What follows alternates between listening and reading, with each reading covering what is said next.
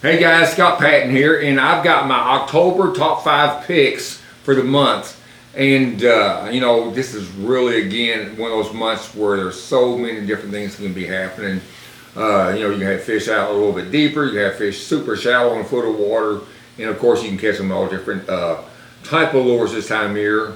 It's almost like, I ain't gonna just say it's like a junk fishing season, because normally once you find a school of fish, because you're gonna have bait migrating and stuff like that, whether it's back in the creeks or in the pockets and stuff like that, that's a pattern that you can run and catch them on specific lures at certain times of year. And that's usually what I do most of the time during my guide trips, or even if I was out looking for a tournament and you're going to be trying to figure out that pattern. Because you will have fish in groups this time of year. They're not so scattered out as they are probably early fall or late summer. So this is what I've come up with. Trust me, it's a pretty tough choice on what I'm going through, but this is going to cover different depth zones and different lakes that have different type covers and stuff like that on it. So let's go through them, and I'll show you what I've got here. And a lot of these baits are baits that I'm catching fish on right now as we speak in my guide trips.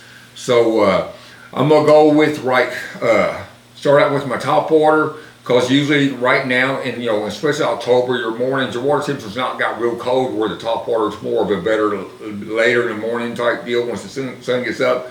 It's actually been best right at daylight in the first hour or two.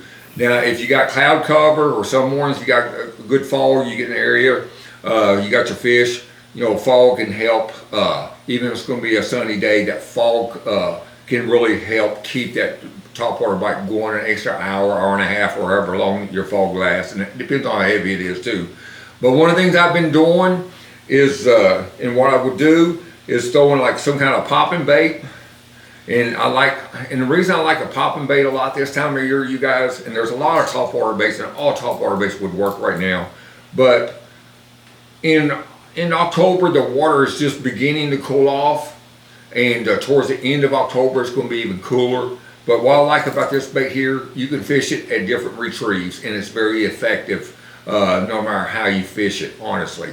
You could throw it out there, you can pop it real slow, one pop. You can pop it 2 or 3 times, let it set. You can walk it real fast, scoot across water real fast, let it set. So you can really use this bait at so many different retrieves and catch fish with it. So that's why I've gone with it. And, I'm usually going to use some kind of shad pattern, of course, this time of year, because you got shad migrating, and it just depends on the type of day. If it's more of a clear day with cloud cover, no fog, I'm gonna go more just a natural shad pattern like this one right here. And if it's overcast, cloudy, of course your bone patterns like that are going to be real good, and it just creates a little bit better silhouette. Where in the clear, sunny, clear mornings, this is going to be more natural looking. Okay, it's just a natural shade, you guys. Okay, so I'm throwing this on my PAL endurance rods. This is the 6104. It's a 610 jerkbait or topwater rod. Now, I do throw both jerkbaits and topwater with this rod. Absolutely love this rod. Got great cork handles. Got my loose reel on there, and I'm throwing this on 17-pound test mono. And I like 17-pound test because, again, with that I can make a long cast if I need to. I see fish coming up, which happens a lot this time of year. I can get maybe a little, 10, 15 feet out of it, versus 20-pound tests. And that's why I usually go with 17-pound tests while I'm throwing this bait through the month of October, okay? So your popping baits is going to be number 1. And 2, I'm going to be another topwater bait, you guys. You've got to have a walking bait on this time of year. This is a Lucky Craft Sammy. I use a lot of different ones. A lot of different colors. I kind of go with the same kind of deal. This is more of a shad pattern, which I would use more on clear days, and I would go to a bone or something like that, or even a clear or natural shad color too, if the water's really clear. If you're fishing around grass, those choices really make a big difference. Now, you're fishing back in a creek or something like that, around laydowns, you got more stained water. Of course, something that's going to be a little bit more solid, your solid whites, your solid shad patterns, or your bone is going to be what you want to throw in those, because it gives them a target to find, especially if they're sitting down 3 or 4 feet in a treetop or something like that, and they hear that noise, they see the action up there. It's going to get their attention, and you're going to trigger that strike. Now, you want to fish this a lot of different ways. Normally in the month of October, I'm going to walk this thing, stop it, walk it, stop it, and you're just going to play with the retrieve, see what will trigger strikes. It just depends how aggressive the fish are. If they're really hungry and they're feeding, you probably could just walk it and they're just going to eat it. A lot of times, and most of the time, I get as many strikes on this bait here when it's sitting dead still as I do when it's moving. So I'm throwing on the same rod, this 610 power rod, endurance rod on 17-pound test line. You could probably get away with doing 20 if you wanted to with this. A lot of times I'll even use braid on it, because if I'm throwing up on shallow gravel bars and stuff like that, you'll get big gizzard shad will get really shallow this time of year, you guys. And those big bass are looking for those gizzard shad. Even today on today's trip, I got some real shallow water. I saw some big gizzard shads, as big as my hand, bigger than my hand, up in a foot of water. And I've learned that years ago on Kentucky Lake, that those big bass, that's why they get up in that nothing water. You're like, why are them fish up there? Because the food that they're wanting to eat is up in those areas. And when and what you want to do, you don't want to use a small bait. You want to use a big bait, because like I said, that's what they're hunting. They're hunting those gizzard shad. So use a real big walking bait, you guys. And then when I'm fishing, when the fish are real shallow like that, and I know they're giants, I'll throw this walking bait on braid. I usually go with 40-pound test Seaguar braid. It's strong enough to catch me a big fish, and it's a smaller enough diameter where I can make a long cast. Because a lot of times I've had my boat actually sitting, hitting the bottom almost, and throwing up there as far as I can, and catching big bass up in that shallow water. It's a lot of fun. But anyways, that's going to be my number 2 pick for October.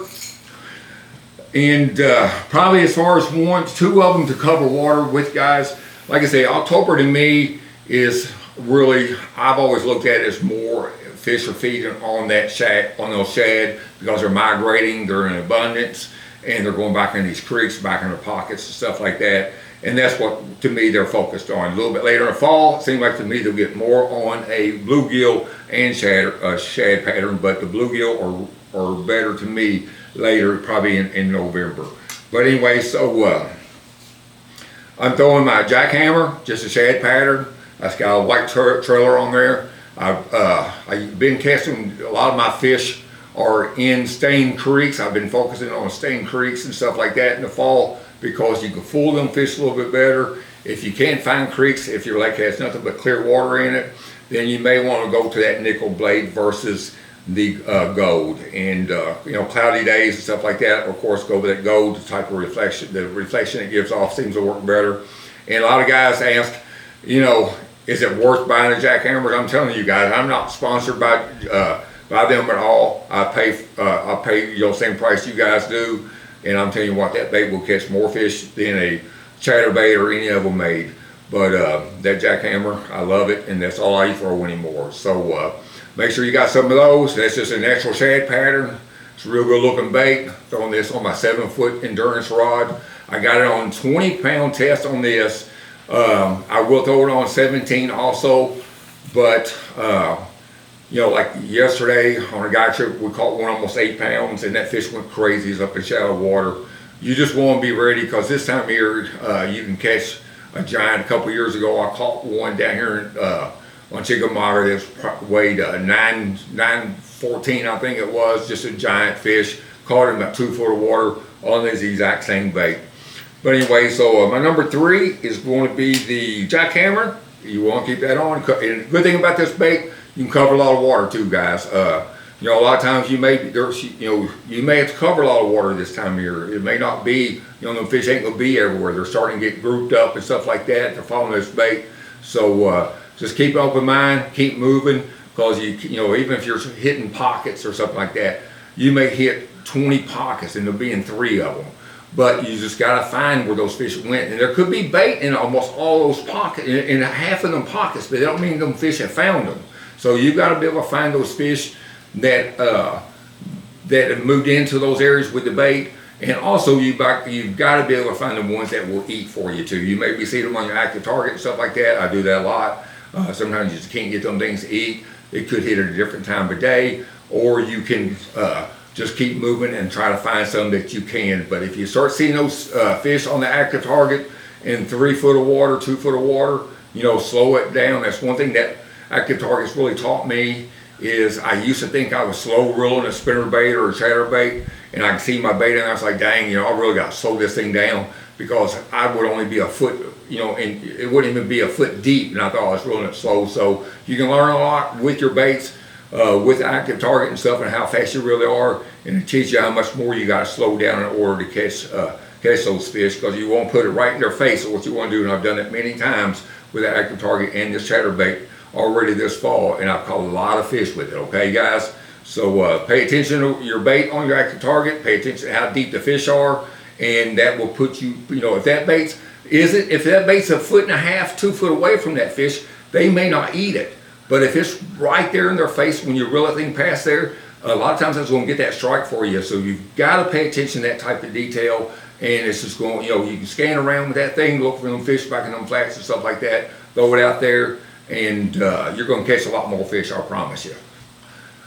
This is going to be my 4th pick right here. You know, that chatterbait, you guys, that jackhammer, I keep calling them chatterbait, but it's jackhammer. I'm throwing it on a 7 foot medium heavy endurance rod, and I'm using that because I want that backbone. I want to be able to rip it out of grass if I need to, any of that kind of stuff. So don't fish that bait with too light of a rod, because it will cost you, you'll lose fish, because a lot of times they'll grab that thing and swim up with it, you know, swim to you, and if you don't get up enough slack and set the hook, if that rod's too stiff, time that you feel it, they feel you, and they're going to spit that thing out just that fast. So using the correct rod strength action can mean a lot to landing and losing fish, so pay attention to that too.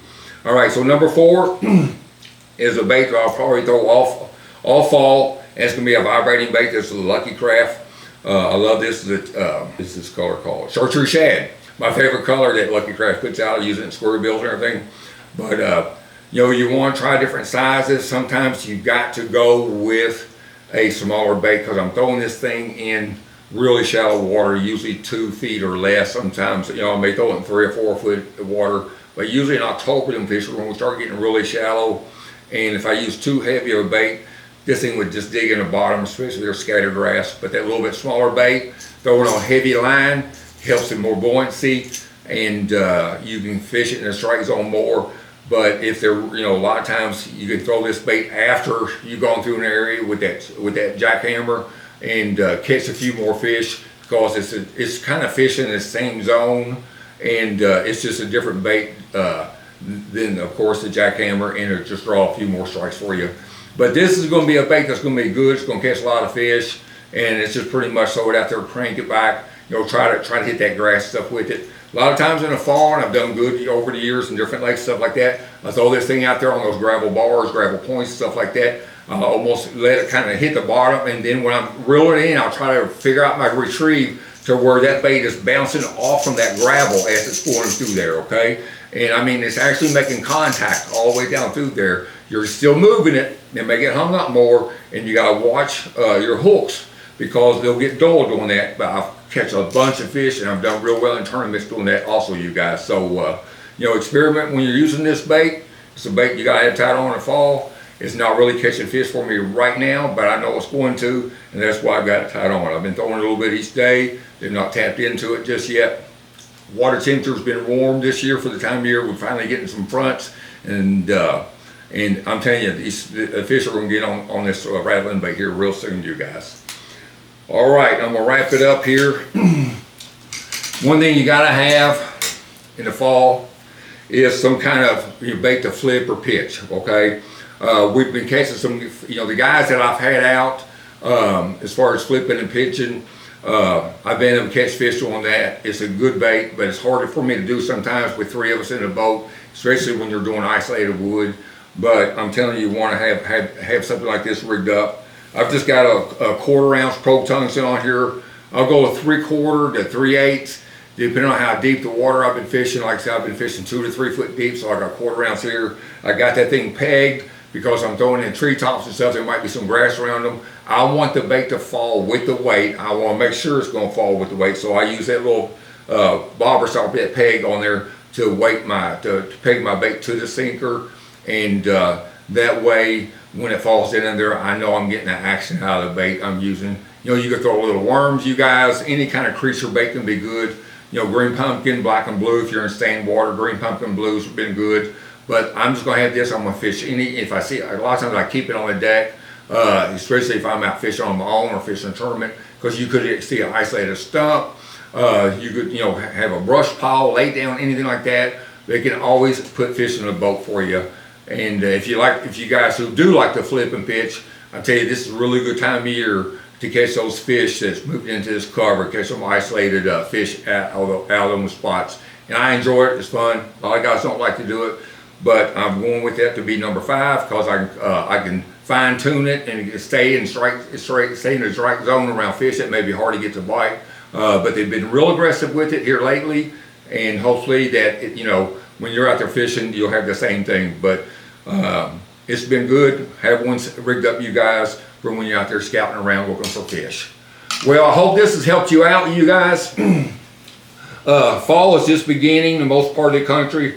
I know even further up north, a lot of guys I've taken out said that the bite, you know, it's just now cooling off. So I'm excited for it. A lot of baits, like I said, you can catch fish on this time of year. These are the ones that, like I said, I'm pinned down to picking 5. This is the 5 I'm picking. You gave it a lot of thought. Hey, I appreciate you watching, you guys. Make sure you subscribe. I appreciate that. You know, like, leave me a comment, and hopefully I'll see you on the water. Give me a shout. Good fishing to you, and we'll catch you out there on the water, guys. Thanks.